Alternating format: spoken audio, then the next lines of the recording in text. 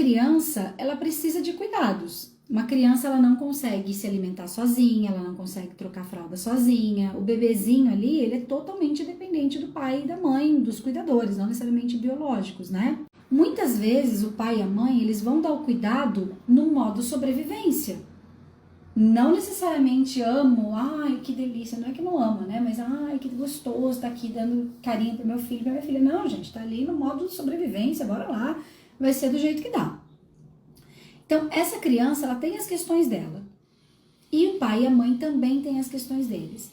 Vamos vocês aqui que têm filhos. Verdade que vocês fizeram todo um processo de terapia, de desenvolvimento sistêmico, de que vocês voltaram para o seu lugar na relação com seus pais, na sua relação com seu marido, você se colocou na sua relação com ele como esposa, né, de uma forma equilibrada, você se desenvolveu de modo que quando você foi ter o teu filho, tua filha, você sabia, não, agora eu vou ter um filho, uma filha, eu estou bem comigo, né, e agora eu não vou projetar as minhas expectativas, demandas e as minhas mágoas do meu filho e da minha filha. Meu filho e minha filha vão, sabe? A maioria de nós, gente, tá tudo bugado também. Eu tô há 10 anos, vai fazer 11 anos que eu conheço a constelação familiar, que eu faço constelação familiar como cliente, e vira e mexe eu abro uns temas que eu falo, tá de brincadeira. Então, percebam, todos os pais e mães estão bugados. Todos os filhos serão bugados. Todo mundo vai ter o seu destino e todo mundo vai ter meleca na vida para resolver. Você já estava falando com uma cliente, a cliente falou assim, ai, mas eu queria fazer de tudo para minha filha não ter que passar pelas coisas que eu passei. Eu falei, cara, sinto muito. Vai passar. Tem coisa que teu filho e tua filha vão ter que viver e ponto, acabou. Você não vai conseguir poupar os seus filhos de viver o destino deles. Escreve essa palavra aí, destino. Todo mundo tem um destino, seus filhos também. Seus filhos também têm o próprio destino. O destino também vem de uma pedagogia sistêmica, também vem de uma história de origem, também vem de uma história dentro da barriga. Querem saber uma coisa bem legal? Toda criança vai se sentir rejeitada, e você também, tá? Toda criança vai se sentir abandonada e toda criança vai se sentir culpada. Por quê? Porque desde a concepção até a gestação, até o nascimento, no período da gestação, todas as vezes que a mamãe se assusta com alguma coisa, que a mamãe fica com medo de alguma coisa, que a mamãe passa por uma situação estressante, o útero dela se contrai. E quando o útero dela se contrai, o bebezinho não sabe o que está acontecendo lá dentro. Quando o útero da mamãe se contrai, o bebê pensa, meu Deus, está hostil aqui dentro, eu acho que eu não sou querido. Está na formação do sistema nervoso central dessa criança. Essa criança ela não tem cognição para interpretar que a mãe dela só teve um susto. Ou que mesmo que a mãe dela esteja com medo, não queria ela, foi uma gravidez indesejada, o pai não queria, alguém não queria, nananana, ela não sabe interpretar que o amor maior, que o amor de alma é ter dado a vida. O que é o amor maior, gente? Escreva isso aí. O verdadeiro amor incondicional que não contaram para você na escola, na verdade, é o espermatozoide que esse homem dá, que veio dizendo sim para o óvulo. E o óvulo que a mamãe deu, que disse sim para esse espermatozoide, e o sim que a mamãe deu para gestar essa criança dela nascer. Isso é amor incondicional. O resto é comportamental. Paula, você está sendo fria e calculista falando isso. Gente, vocês precisam saber, adultos precisam saber isso que eu estou falando. Para você sair dessa mediação aqui. Você não tem como sair da mediação da relação de casal dos seus pais se você não entender que o verdadeiro amor incondicional não é comportamental. A minha mãe, como eu estava contando para vocês, minha mãe e meu pai, a vida inteira eles brigaram. Eu lembro deles tendo vários tipos de briga. E aí minha mãe reclamava do meu pai pra mim, meu pai reclamava da minha mãe pra mim. E eu sou filha única, viva, né? Quem sabe de constelação sabe que os abortos contam como filhos também, né? Mas como viva, eu sou a única filha do meu pai e da minha mãe. E aí, então, minha mãe vinha e falava pra mim que seu pai, e meu pai, sua mãe, a vida inteira. Ok.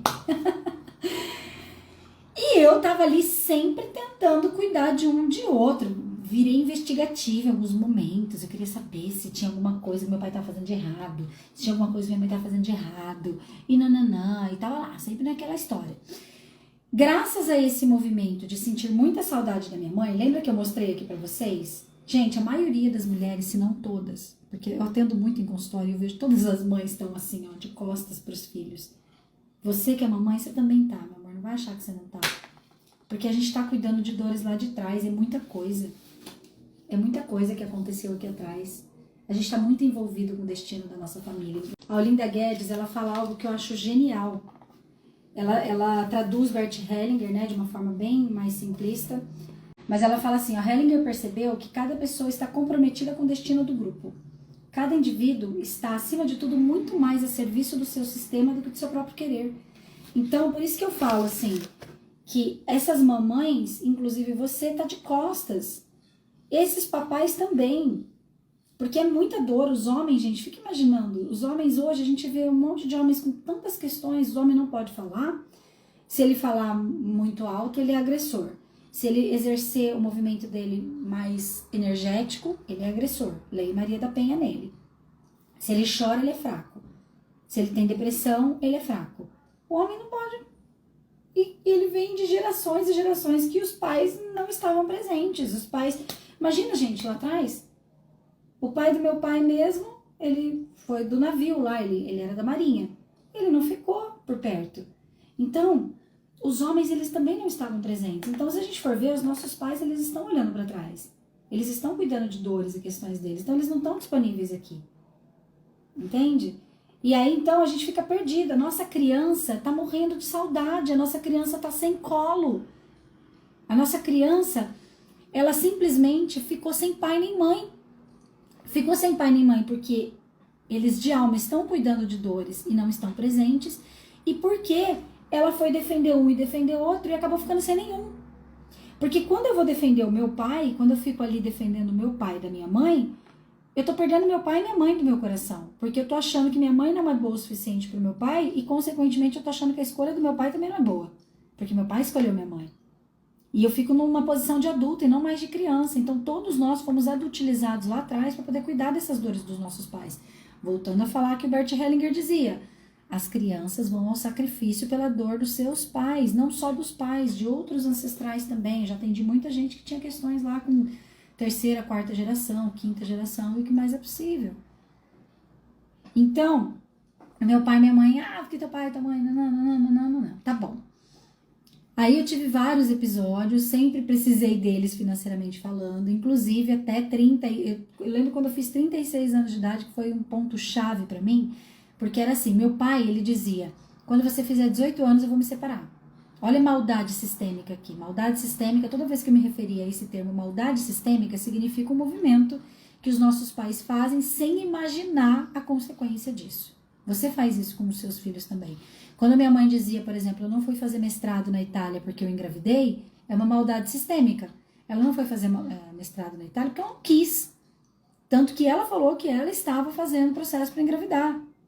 Ela contou que ela fez uma viagem com meu pai, que ela colocava a almofadinha no bumbum para não vazar o espermatozoide, etc, entendeu? Então, quer dizer, ela estava super envolvida em engravidar.